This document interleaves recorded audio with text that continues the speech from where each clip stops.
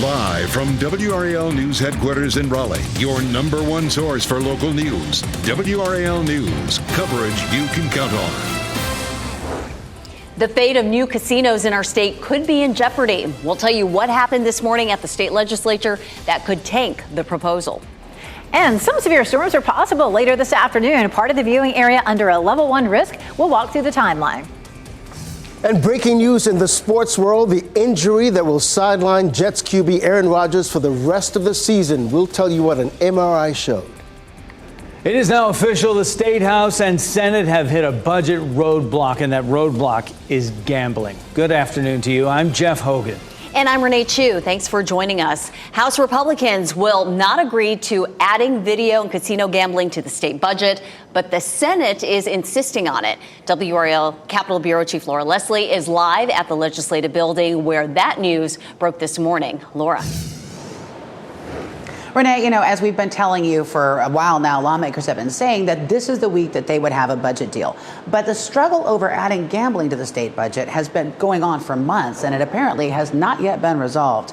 Senate Republicans and House Republican leaders want to add a massive expansion of gambling to the state spending plan. But about 30 social conservatives in the House Republican caucus have held fast in opposition. That's after hours of meetings behind closed doors yesterday. Moore says without those votes, the budget will not pass. He said gambling is now the only thing holding up the delayed spending plan. That is absolutely correct. That is the only thing holding up the budget. And so from the House, we're ready to move forward with a budget that does not include gaming because there's so many other great things in there that frankly need to be done for the people of North Carolina. Now, this leaves the ball, of course, in Senate Leader Phil Berger's court. And he said as recently as yesterday that the only way the Senate would approve additional gambling would be in the budget. So it's unlikely we'll see a budget today. In the meantime, state employees and teachers are still waiting for their raises, and about 500,000 people in North Carolina are waiting for Medicaid expansion. The budget's already 2.5 months late, and nothing about that is going to change until these folks come to a deal. Renee? So much riding on the passage of a state budget, now weeks overdue. Laura Leslie live at the state legislature. Thank you. Voters in Lee County are heading to the polls today for the municipal election. Polls are open until 7:30 tonight.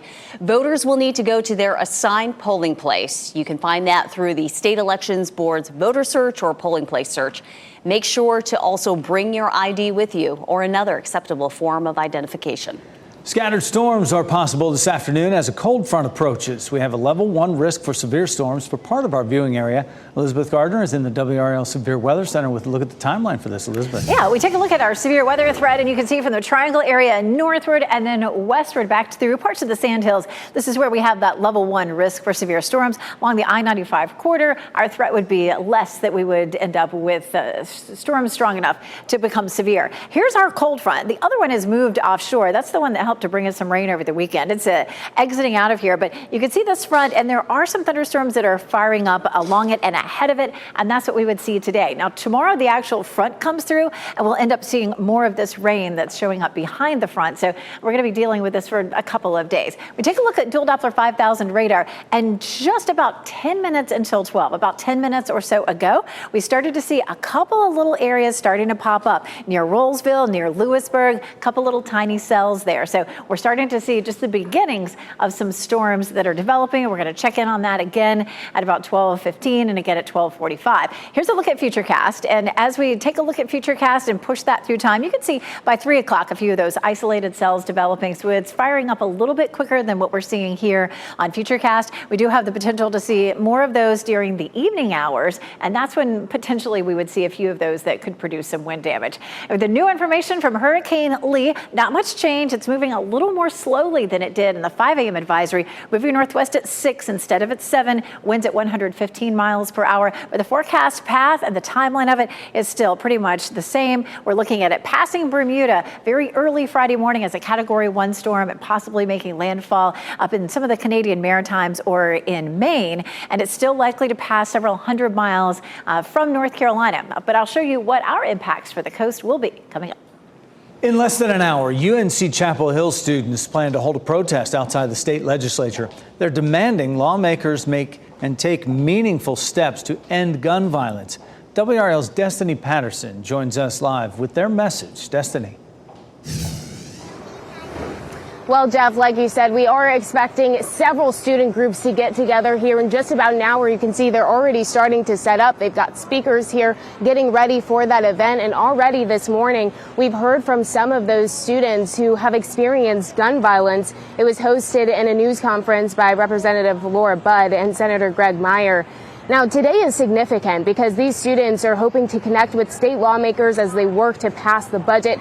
Organizers say there are two specific issues they're honing in on. That's gun control and voter rights. These students say they want to see tighter gun laws like red flag laws and required background checks. Plus, they say they want younger voters to get excited about getting involved with the hopes of ending gun violence. Several students who've been affected by school gun violence are meeting with lawmakers today, and they say they're hoping the recent shooting at UNC will encourage lawmakers to make change.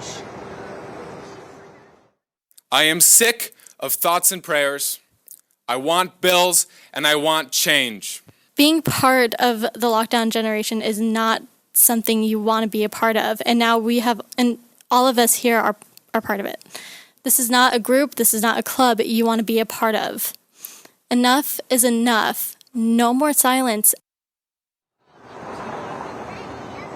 Again, 1 o'clock, March for Our Lives rally will happen right here. We're expecting a large turnout with students from all across the state. Jeff? All across the state, but especially those from Chapel Hill with the recent events there. Destiny Patterson live for us downtown. Thank you. New this noon, we now know the name of the driver of an SUV that crashed head-on into the car driven by the owner of a popular UNC merchandise store. Investigators say 45-year-old Jason Fry crossed the center line of Highway 751, causing the crash. Chris Chelani and his father, Dhruva, died. Chris's mother was in the passenger seat and was seriously injured. Fry, the driver who ran into them, also has serious life-threatening injuries. Investigators plan to meet with the Chatham County DA's office later this week regarding charges against Fry.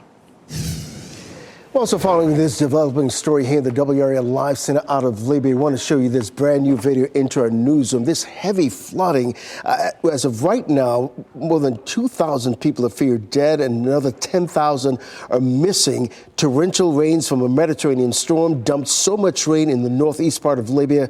2 dams collapsed, sending water flooding into already flooded areas.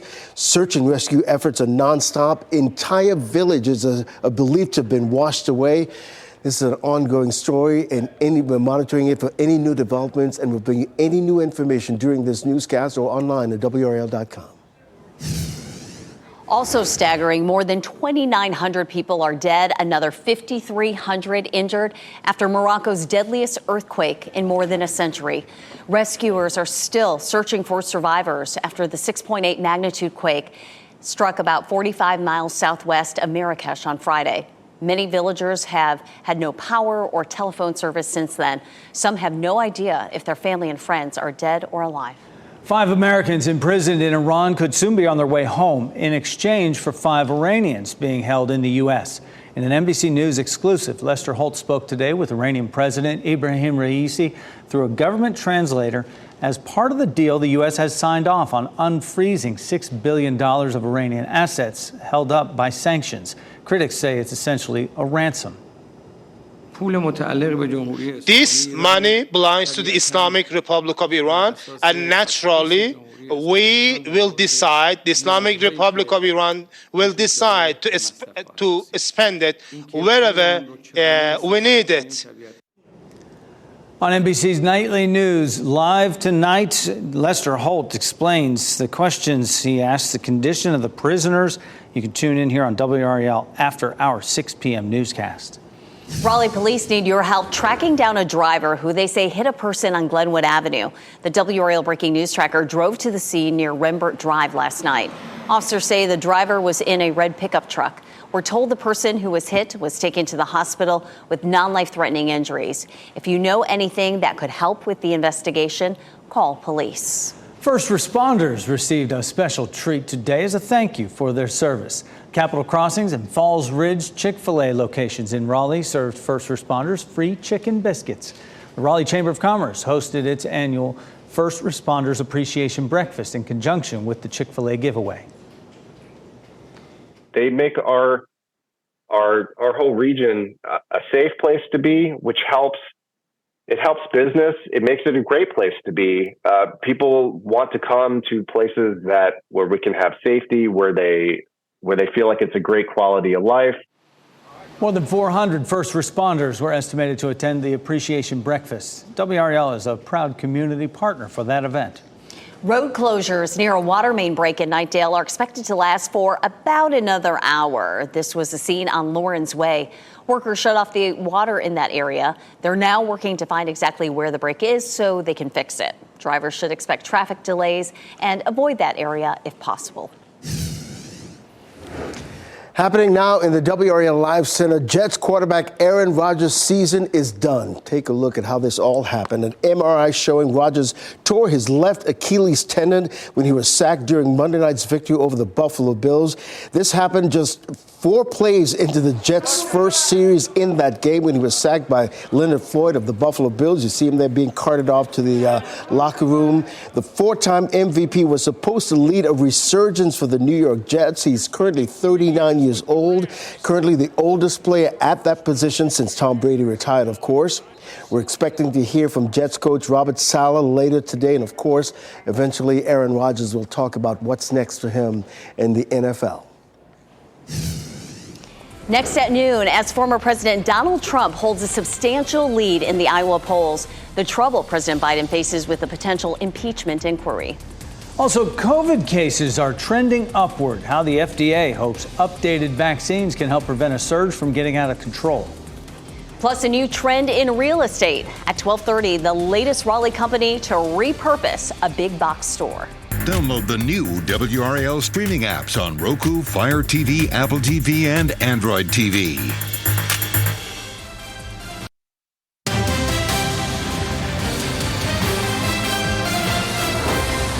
Breaking news. Within the last 30 minutes, House Speaker Kevin McCarthy announced he will call for a formal impeachment inquiry into President Biden. McCarthy accused Biden of abusing his power, obstruction, and corruption. Biden is accused of profiting off his son's business deals abroad. Evidence of that has not been shared to this point. McCarthy says he's directing a House committee to open a formal inquiry. A group of Republicans is expected to talk more about this during a news conference on Thursday. Former President Donald Trump has a substantial lead in the polls in Iowa. He is still battling an election subversion case where he wants the judge to recuse herself. Madeline Rivera reports on Trump's battle in the courtroom and efforts to impeach President Biden. Like a big man on campus, former President Trump got a champion's welcome over the weekend at an Iowa football game. I guess the youth likes Trump, but we love Iowa. Emerson polling shows the Hawkeye state loves him right back, with the former president holding the support of 49% of Republican voters. Florida Governor Ron DeSantis is trailing with 14%. The rest with only single digits. I think if you're a betting person, you bet on Trump. But Trump's still tackling several legal challenges with serious jail time if convicted. Now he's trying to get the Obama-appointed judge overseeing his federal 2020 election interference case to recuse herself. In a court filing Monday, his legal team accused Judge Tanya Chutkin of being biased against Trump, citing comments she's made at sentencing hearings for 2 January 6 defendants. In October 2022, she said the people who mobbed the Capitol showed blind loyalty to one person who, by the way, remains free to this day. However, that fight might be an uphill battle, just like the House Republican push to impeach President Biden. Today, I am directing our House committee to open a formal impeachment inquiry into President Joe Biden. It remains to be seen whether enough Republicans will authorize the move. I don't see evidence yet that would support impeaching Joe Biden. That was Madeline Rivera reporting. The White House says none of the Biden investigations have turned up evidence of wrongdoing by the president. Former NFL player Adam Pac-Man Jones faces 3 charges after being removed from a flight and arrested. Police responded to reports of an unruly passenger just before takeoff. Jones was arrested and charged with alcohol intoxication, disorderly conduct, and making terroristic threats. He denies being drunk and says it started over a charger that was not working on the plane. Jones was released from jail hours later on a $500 bond. Buffalo Bills safety Damar Hamlin did not suit up for last night's game against the New York Jets. The Bills listed Hamlin as inactive for the season opener, but he had not appeared on the team's injury report during the week. Hamlin has not played in a regular season game since suffering from cardiac arrest in January. In April, 3 specialists cleared the 25-year-old to play. His next opportunity to hit the field will be Sunday when the Bills host the Raiders. COVID-19 cases are trending upwards as we prepare to head into the fall. The FDA hopes updated COVID-19 vaccines will help prevent cases from surging out of control. Jackie Ibanez takes a look at what protections the new shots offer and why doctors say you should also consider getting vaccinated for the flu. Get ready to roll up your sleeves. New COVID-19 shots could be right around the corner. I don't want to get sick. The Food and Drug Administration on Monday approved updated coronavirus vaccines from Pfizer and Moderna. The reformulated shots are designed to protect against the latest Omicron variants, which doctors say are behind the current increase in late summer COVID cases and hospitalizations. The variants that are going around now are pretty infectious. Coronavirus immunity decreases over time. The FDA approved the new vaccines for people 12 years old and up, with emergency use authorized for kids as young as 6 months old. Because the coronavirus is expected to keep mutating over time, health experts say it's possible we'll continue to get updated shots every fall. This comes as they estimate upticks in COVID, RSV, and flu cases heading into the winter. I suspect we'll see RSV peaking again this winter, along with flu and possibly COVID as well. So COVID cases are going up right now. I imagine they will crest and come back down, but then by the middle of the winter, December, January, I would not be surprised if we see a slight increase in cases again. Health officials say both the COVID-19 and the flu shot can be given to people during the same visit. Regardless of whether it's COVID or flu or any of the other viruses, if you don't feel well, the best thing you can do is stay away from other people. As Jackie Ibanez reporting, and the CDC is expected to meet today to provide recommendations on who should receive the reformulated shots before they can be rolled out. Within the past few hours, we have an expanded threat for severe storms. Meteorologist Elizabeth Gardner walks us through when that rain will come for the areas highlighted in green. We just started to see a few little cells pop up right before noon, and those are continuing to pop up in Wake County and up into Franklin County. So we'll take a look at that in a second, but we do have that severe level 1 risk from the Triangle area westward for this afternoon. Here's a look at our what's coming our way. We're going to look at a few isolated showers and thunderstorms possible as a cold front gets closer to us this afternoon and again tomorrow as the front itself moves all the way through. Then it's going to be much cooler behind the front. We're looking at just a delightful air mass that's headed our way. But we are seeing some scattered thunderstorms just ahead of the front and already beginning to see 1 or 2 of those popping up around the triangle. We do have more rain associated with the front itself, which will roll through tomorrow. So we'll get right in here to dual Doppler 5000 radar and just to the east of Raleigh. So over toward Wendell and Zebulon, we're looking at a little bit of isolated rain starting to pop up. And the same thing over here into Franklin County as well. As soon as we start to see this popping, it tends to begin to pop in other places as well. So we'll be looking for that. None of that is severe. We don't have any lightning with that yet, but we'll continue to watch that again once we start to see some of these popping up. And you can see that again near Zebulon, not too far from Rollsville and up around Lewisburg and Franklinton. We'll likely see more of it on through the afternoon. So we'll check in again with it coming up in about half an hour. Futurecast showing some of those little cells popping up, not really becoming much until a bit later on as that front gets a little closer to us. You can see some showers and thunderstorms moving in from the west. And again, 1 or 2 of those could produce some wind damage. We'll definitely see some heavy rain. Lots of moisture in the atmosphere right now, so that rain will be heavy at times. And here's a look at Lewisburg and kind of watching some of those clouds building there. No rain in Lewisburg yet, but that's one of the spots where we're starting to see some cells pop up. 89, our temperature, dew point 71. We'll see a high of 93, so it's a warm, sticky summer feeling afternoon for us. It feels like 95 in Durham and Raleigh, and it's 89.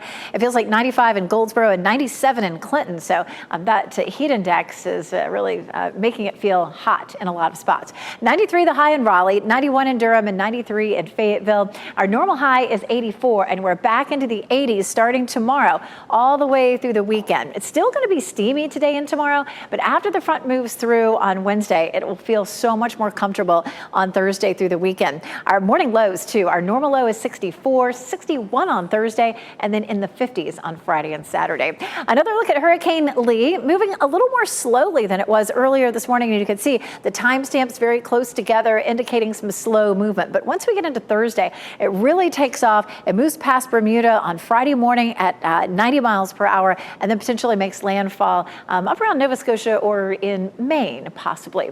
We take a look at these temperatures, something to look forward to. Those overnight lows in the 50s and a real fall feel coming later on in the week. We're going to take another look at Lee. We also have Margot and another system coming off the coast of Africa. It looks like it's moving to the west. We'll take a closer look at all of that coming up. The tropic's very active right now. Elizabeth, thank you. Coming up on our news, starting at 4, PolitiFact proves that you can't always trust what you see on social media.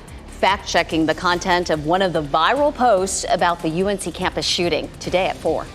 And 5 on your side shows you how to fight an inaccurate medical bill. The 5 steps you should take to reduce your bill and 1 thing not to do. That's tonight at 6. Plus, still ahead this noon, say goodbye to self-serve soft drinks at Mickey D's. Why the company says it is time to make a change. Plus, does your cold medicine actually work? Why the FDA is examining one of the key ingredients.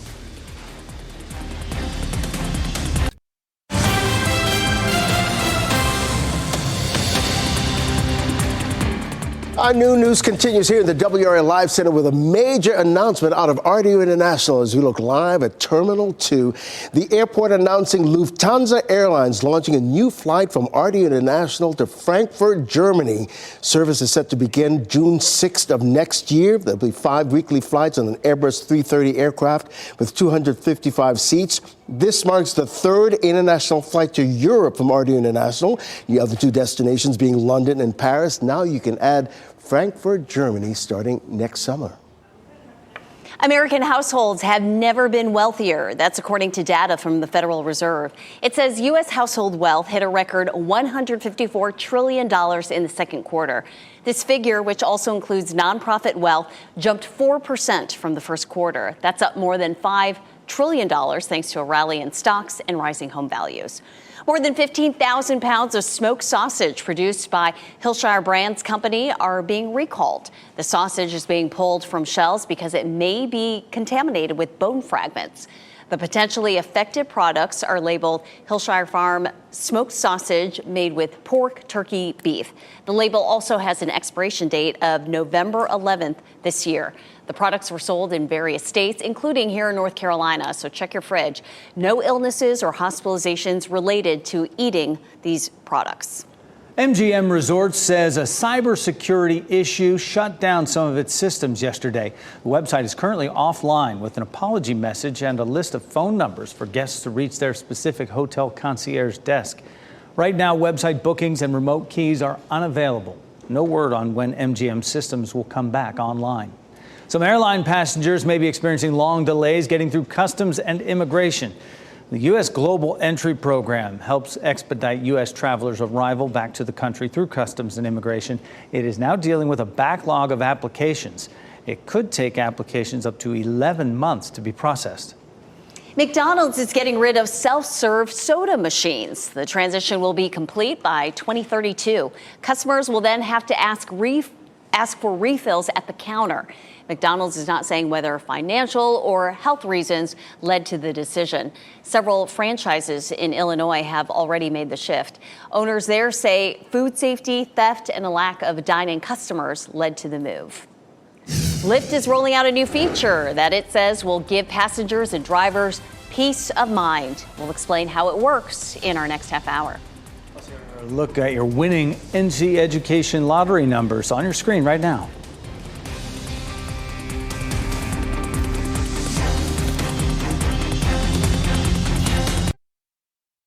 Shot in 4K ultra high definition. Your number 1 source for local news. WRAL News. Coverage you can count on. Biosystems company Targan opens its newest facility here in Raleigh on Six Forks Road. It's located in the old Kroger grocery store, which is now called the Midtown Biocenter. WRAL Shelley Jackson joins us live from Midtown right now. Shelley, this is an interesting new trend in real estate, right? It certainly is, Jeff. It's called MedTail. It takes old retail stores like this, like you said, it used to be the old Kroger, and converts it into life or health sciences facilities. Now, this building, the Midtown Biocenter, is the first life science focused facility in the Midtown Raleigh area. Targan is leasing the 100,000 square foot building. It's a North Carolina company headquartered in Morrisville, started in 2015 and has grown from 2 to 120 employees. The CEO says he plans to hire at least another 100 employees in the next year and a half to 2 years. Now, Governor Roy Cooper was attending today's ribbon cutting for Targan. The company says it creates high-speed automated systems like vaccine systems to humanely maximize livestock production without using chemicals or antibiotics. Raleigh is one of the top 4 or 5 rapidly rising markets in this MedTail trend, according to commercial realtor CBRE. And you know, it seems to be a win-win for everyone. The CEO said to build a facility of this size, it would have taken about 3 years from scratch and a lot of money. Instead, this was ready in just 14 months. Jeff? Interesting use of that new space. All right, Shelley Jackson live in Midtown this noon for us. Shelley, thanks. You might find it hard to believe which roller coaster was just crowned the best steel coaster in the world. If you guessed the Fury 325 at Charlotte's Carowinds, you're right, and it is, yes, the same coaster that raised serious safety concerns earlier this year and had to be shut down for repairs after these images of a cracked steel beam emerged. It was given the honor by Amusement yesterday for a 7th year in a row. Millions of people across the country and around the world use rideshare services every single day to get from point A to point B. And now Lyft is rolling out a new feature, Women Plus Connect. Savannah Sellers explains how it works in this NBC News exclusive. This morning, rideshare app Lyft is rolling out a brand new feature, Women Plus Connect, in 5 cities from Chicago to San Diego, which will give women Lyft users the option to request a driver or passenger of the same gender. Maybe you're in a new city, maybe it's late at night, maybe you've had a couple drinks, whatever it might be. And just for your own peace of mind, the ability to choose a woman driver might be exactly the thing that allows you to say, you know what? Yeah, this really is making my life better. If you're in one of the 5 cities where Women Plus Connect is launching, drivers and riders who have selected woman or non-binary as their gender can open the updated app and will be prompted with an option to enable the new feature. It's literally, a toggle that you can always turn on or off. Just like Lyft CEO David Risher hopes to provide that feeling of comfort and safety, not just for the riders, but the drivers too. Lyft says just 23% of its drivers are women. Risher hopes to increase that number. half the population, roughly, are women. But today, some segment of those women riders are saying, I don't always feel comfortable in your car. That's bad for us. We want the opposite. That comfort could be key given a persistent issue facing rideshare apps. Reports of sexual harassment and assault perpetrated by both riders and drivers. Competing service Uber reported over 3,800 incidents in 2019 and 2020, while Lyft said it had over 4,000 between 2017 and 2019. Is this an acknowledgement of that problem? Is this meant to help fix that, this new feature? I mean, I think it's an acknowledgement of the world we live in that sexual assaults happen. Unacceptable, terrible. Even one is unacceptable. We have to create an environment where it's going to happen less and less and less and less. Single mom Mimi Fan has been driving for Lyft for over a decade. She says the feature makes her feel more comfortable requesting passengers at different times of day and in different areas. And for me as a female driver, I would feel just an extra layer of confidence where, I can just really focus on, the ride itself. That was Savannah Sellers reporting. More than 84 million U.S. adults reported having symptoms of depression and anxiety this year. And now there is a new AI app that can screen for mental health symptoms using only your voice on a smartphone. It's called Mental Vitals, and it's within the app called Together by Renee. Renee's trying to claim it, but it's named after the doctor who created it. The innovative mental health detection tool is designed to screen the symptoms of depression and anxiety through voice analysis. By listening to the sound of your voice and the various intonations, the software can determine whether or not you have symptoms of anxiety or depression just based on perhaps the speed, the sound, the tone of your voice. The Mental Vitals feature joins the existing tools that enable users to measure vitals like blood pressure simply by pointing their smartphone camera at their face. Happening now in the WRAL Live Center, we continue to monitor the search for escaped inmate Danilo Cavalcanti. This is new video right into our newsroom of this massive search that's underway. The state police saying that Cavalcanti was spotted in this area of northeast Chester County, just about 20 miles from the prison where he escaped from a couple of weeks ago. Of course, this area is on alert and on lockdown. They're telling residents to stay indoors, lock their doors, lock their houses. There are reports that Cavalcanti broke into a home in this neighborhood and stole a rifle. So now police have confirmed that, yes, he is armed. In a press conference that happened about 9:30 this morning, Cavalcanti has completely changed his appearance. He's shaved all his facial hair. We've also learned that all the schools and offices in this school district here in Chester County are closed today because of this ongoing search. Look for new reporting on this story online and, of course, in our news starting at 4. Here's hoping they find him very soon. Still to come, why more and more doctors say over-the-counter cold medicines don't work. What they say is most effective when you want relief from a stuffy nose. Do you tend to stay up late? You may want to move up your bedtime. Why night owls tend to lead an unhealthy lifestyle.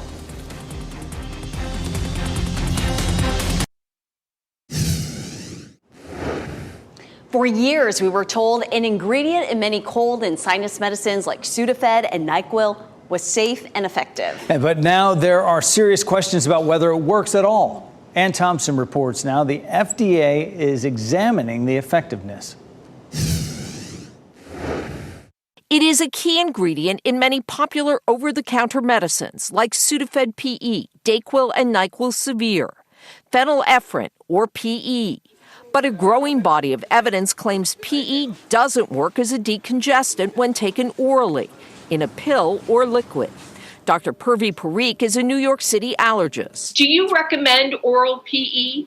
No, actually, especially because recent studies have shown that's not very effective at all. This week, an FDA advisory committee will have its say, evaluating evidence, including from the agency's scientists, that say while safe, orally administered PE is not effective as a nasal decongestant. It didn't clear Betsy Yates's head. Just wasn't working and I was miserable. If the FDA pulls the generally recommended safe and effective designation from oral PE, you're going to have to turn to your pharmacist for medicines available without a prescription, but that are kept behind the counter. That medicine contains pseudoephedrine.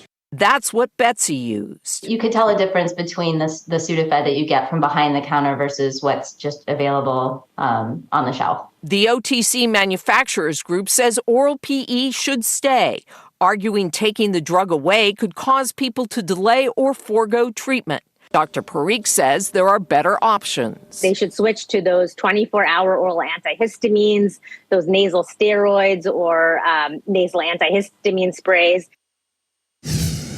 That was Ann Thompson reporting. And if you needed it, here's another reason to get a good night's sleep. Night owls have a higher risk of developing type 2 diabetes. A new study found people who stay up late are more likely to have unhealthy diets, exercise less, smoke more, and sleep less.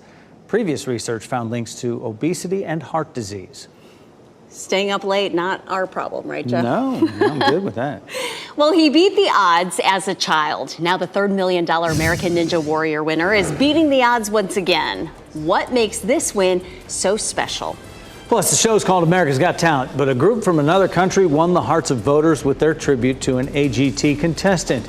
We'll hear from the performers after the break.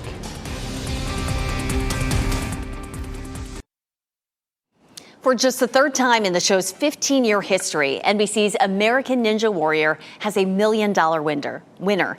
18-year-old Vance Walker from Tampa, Florida, conquered the last stage of the finals course, an 80-foot rope climb that had to be done in less than 30 seconds. Walker did it, beating out fellow ninja Daniel Gill's time. Even then, Walker still wasn't guaranteed the $1 million prize. He had to wait out the final 2 of the 8 ninjas trying to make the same climb. Both of them came up short. I realized that I was going to win the show, and I just broke down crying. I fell to the floor, and that was just the most amazing feeling in the world. It was Walker's third time in the finals, and his win comes years after he was told as a child he might not walk because of cerebral palsy. It's just amazingly inspirational. 6 spots are already set for the finale of America's Got Talent later this month. 2 more will be at stake tonight when 11 acts perform, with viewers voting who to move through to the finale. Mark Barger talked to the acts who earned America's vote last week. It's okay, it's okay, it's okay, it's okay. Mzansi Youth Choir echoed one of AGT's most famous auditions in their own. Then it's all right. It was just breathtaking, honestly. It was their way of saluting the performance of Jane Marcheski, the late singer, otherwise known as Nightbird. When the group returned for last week's performance, among those on hand watching was Nightbird's family. Tears of joy, tears of sadness, but getting that opportunity to meet her family. It's like we saw Nightbird. Another opportunity lies ahead, the AGT finale. We just want to impress. We just want to do what we do best and hope for the best. Last week's other finalist, You break my heart, break my heart. Putri Ariani, was golden in her audition, so much so Only to be with you. the band U2 allowed the blind singer from Indonesia to sing their classic. Thank you, you too. AGT is like helped me to give me like I know that I'm looking for now. Which is winning the show. It's like my dream is in front of me and the door is waiting to open. One that Ariani and 10 other acts will be ready to walk right through. Mark Barger, NBC News. America's Got Talent airs performances from this week's 11 acts tonight at 8, and the results of America's vote on the acts come tomorrow night at 8. That Nightbird tribute always gets you, right? Yeah, the true talent of America's Got Talent is finding just people not only with these amazing abilities, but just touching and resonating backstories. And Nightbird was certainly her story. She died last year. Breast cancer was just so touching and moving in her beautiful voice. And what a beautiful tribute. Super glad her family was there to see it, certainly.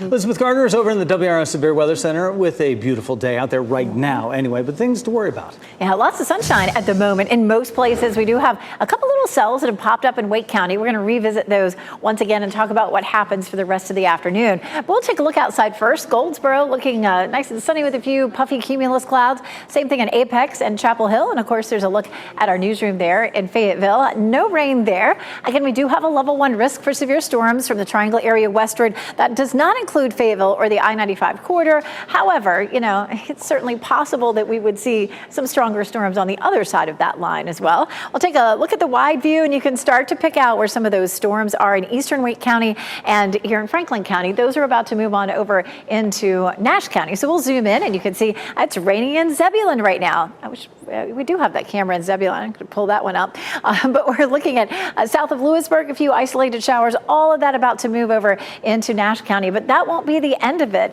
As we continue to see our daytime heating and our temperatures rising, we'll have more of these little cells that pop up really anywhere across the viewing area. There's a look at 5 o'clock. Notice that at least this version of Futurecast doesn't show a lot of coverage at 5 o'clock, but we do see even more cells that start to pop up later on this evening. And honestly, you know, the model is a guideline. We're starting to see cells pop up now. We'll see a few of those on and off for the rest of the afternoon and into the evening. A little break overnight, and then our cold front itself starts to move through. There's lunchtime, and after lunchtime, we'll see a few scattered to isolated thunderstorms, especially closer to the coast, but we couldn't rule out a few of those in our viewing area as well. We'll take one last look at Hurricane Lee in our noon newscast. It is moving northwest at 6 miles per hour with 115 mile per hour winds. We haven't seen a lot of big changes in the last 18 hours or so, but it is likely to pick up some forward speed as we get into Wednesday night and Thursday. Notice how it sits near Bermuda at about 8 a.m. on Friday morning, so it's going to be a very early morning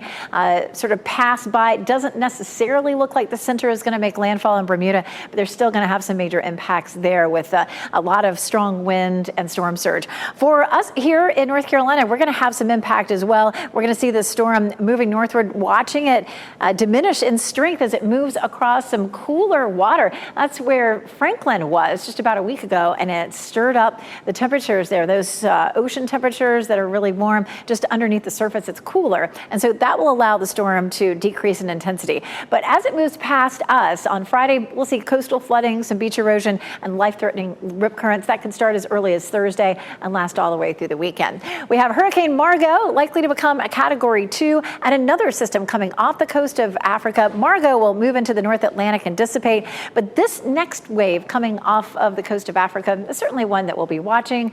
It wouldn't approach the United States for another week and a half. Even if it does, we'll have our eye on it. In the meantime, I can't wait for the treat that we'll see starting Thursday into the weekend. Some beautiful weather, cooler than normal, and low humidity. It does look gorgeous. Elizabeth, thanks. The greatest show on earth is returning to the big top, but you will notice lots of changes. Why performers say families will still enjoy lots of fun. And here are your winning Powerball numbers: 9, 25, 27, 53, 66, and 5. The power play was 2. No jackpot winners, so the next jackpot goes up to more than $550 million. We wrap things up with a look at a few of the headlines we're following for you today. UNC Chapel Hill students are protesting outside the state legislature, demanding lawmakers take meaningful steps to end gun violence as they work to pass the budget. The students say they want tighter gun laws and they want younger voters to get excited about getting involved.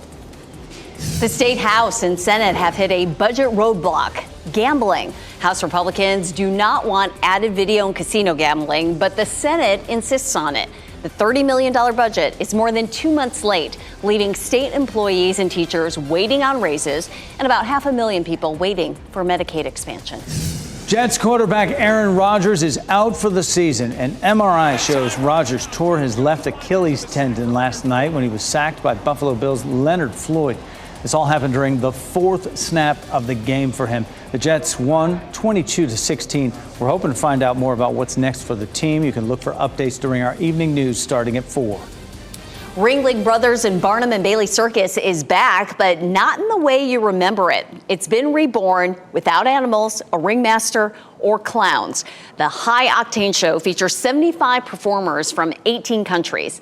Attendees will enjoy high-wire tricks, soaring trapeze artists, and bicycles leaping on trampolines. The tour kicks off in Louisiana from September 29th to October 1st, wraps up the year in Oklahoma, and then it resumes in 2024 in Florida. Starting today, breweries across the U.S. are launching an adult beverage to raise awareness about the suicide prevention hotline. It started when a brewery in Arizona named a beer 988 in honor of the Crisis Lifeline phone number. The idea has spread now to 29 states, and for a limited time, breweries nationwide will sell their own versions of the 988 beer to help acknowledge it. The Suicide Prevention Lifeline 988 is available 24 hours a day. An escaped inmate and convicted murderer has evaded Pennsylvania police for 13 days now. We'll hear from officials on their intensifying efforts to bring him back into custody today at 4. NBC News Daily will be on that up next. Your next local news update is in 30 minutes. And you can get breaking news updates anytime with our WRAL News app. We hope you have a great day.